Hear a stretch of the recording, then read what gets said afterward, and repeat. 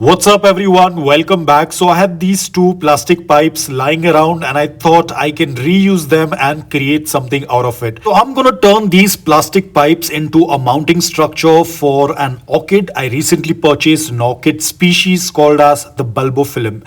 The Bulbophyllum is an orchid that will do quite well on a mounting structure, but of course for that we need some more material.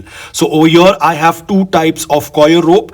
The one on the left hand side is a fresh coir rope, and on the right hand side this is an older coir rope around 1 to 2 years old. I will be using the older one because it's more absorbent as compared to the fresh coir. And I've noticed one thing over the years of growing orchids tend to love anything that is made out of coconut. So coconut coir was one of the best option in order to create this mounting structure.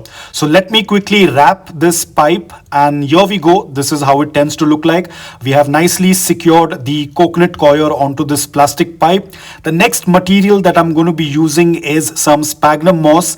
I've already soaked it in water to make it a little bit softer.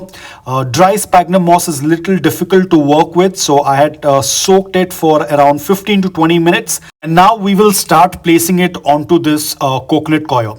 Now the coconut coir is already very absorbent, but as we all know, orchids require slight amount of moisture, especially this species of orchid. They prefer a little bit of humidity and a little bit of moisture. So this sphagnum moss is going to help increase the amount of humidity as well as maintain a slight amount of moisture. So I thought I will go with sphagnum moss. So I will place it. We need to place more sphagnum moss around the root area because these are more of a bulb form of orchids. We do not want to cover the bulbs with sphagnum moss. We just want the sphagnum moss to be around the root area. So I think this pretty much looks good, and this is the orchid that I had recently purchased. You can see how the root structure looks like, and these are the small tiny bulbs. As and when they start to mature, the bulbs will also start to grow larger.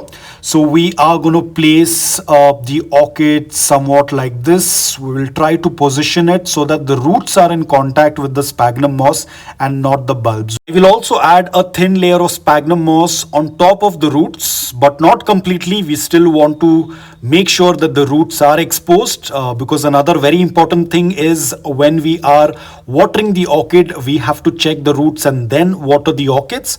When the roots are silver white, it indicates that the orchid is thirsty, and when the roots are green, it indicates that the orchid is hydrated. So this is how the complete setup looks like. We have put a wire so that we can hang this orchid, and the entire mounting structure is now complete.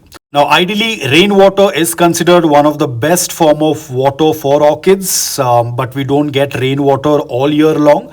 So whenever it is possible, I collect rainwater like I collected in the spray bottle, and I'm going to quickly mist all of that sphagnum moss and the coir rope.